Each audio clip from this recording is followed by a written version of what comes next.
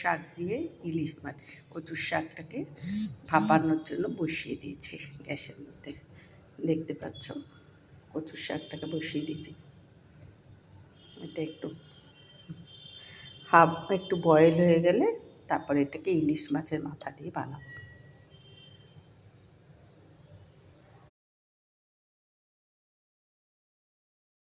মাছের মাথাগুলো, ইলিশ মাছের মাথাগুলো নুন হলুদ মাখিয়ে নিয়েছি। এখন দেখো নুন হলুদ মাখিয়ে কড়াই তেল দিয়ে দিচ্ছি কড়ার মধ্যে।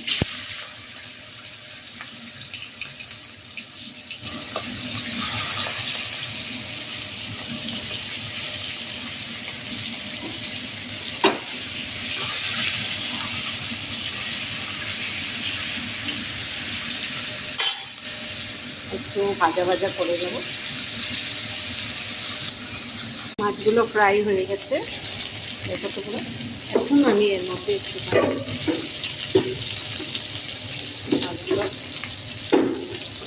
এখন একটু এর মধ্যে আমি দিয়ে দেবো এই যে ব্ল্যাক জিরা, কালো জিরা, কালো জিরা দিয়ে দিলাম, আর দিয়ে দিলাম কয়েকটা কাঁচা লঙ্কা।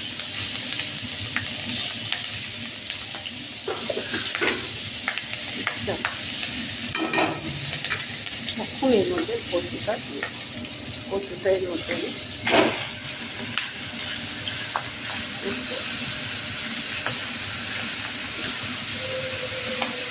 এখন নুন হলুদ দিয়ে নাড়া দিই। দেখো নুন হলুদ দিয়ে দিচ্ছি।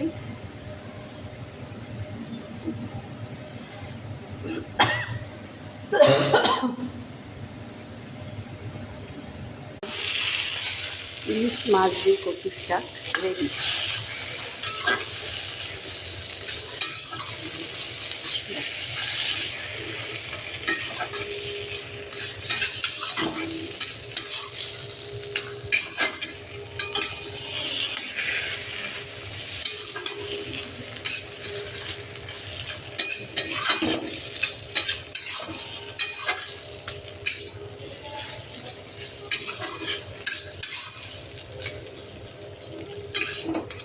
Ready?